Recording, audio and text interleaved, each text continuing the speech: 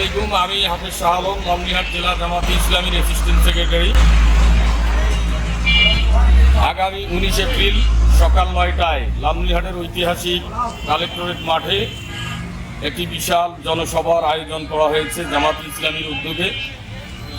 এই জনসভায় উপস্থিত থাকবেন বিশ্ব ইসলামী আন্দোলনের অন্যতম নেতা, বাংলাদেশ জামাতে ইসলামীর আমির ডাক্তার শফিকুর রহমান।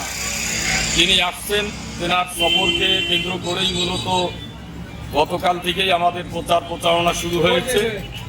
আমরা এই জনসভায় যে 5টি দাবিকে সামনে রেখেছি, সে 5টি দাবি মূলত আঞ্চলিক দাবি নয়, জাতীয় এবং আন্তর্জাতিক পর্যায়ে যে নেতার পরিচিতি রয়েছে, মূলত এই দাবিগুলো বাস্তবায়নের ক্ষেত্রে সেই নেতাই ভূমিকা রাখতে পারেন। দাবিগুলোর মধ্যে রয়েছে প্রথমেই তিস্তা মহাপরিকল্পনা দ্রুত বাস্তবায়ন ও নদী ভাঙনে ক্ষতিগ্রস্ত পরিবারগুলোকে তালিকা করে তাদেরকে পুনর্বাসন করা। 2 নম্বরে রয়েছে এশিয়ার দ্বিতীয় বৃহত্তম বিমানবন্দর এখানে রয়েছে, যেটি পরিত্যক্ত অবস্থায় রয়েছে, এই বিমানবন্দরটি চালু করা।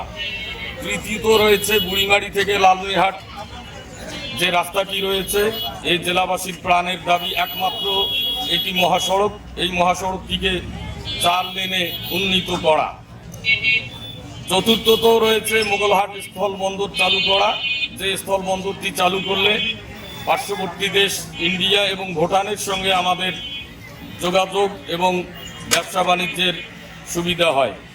পঞ্চমত রয়েছে বৈষম্যহীন একটি রাষ্ট্র গঠনের লক্ষ্যে আমরা এই জনসভাটির আয়োজন করেছি।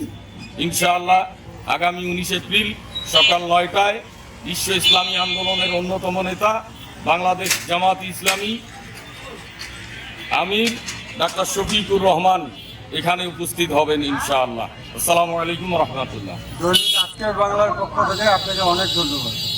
ধন্যবাদ সকলকে। দৈনিক আজকের বাংলা .net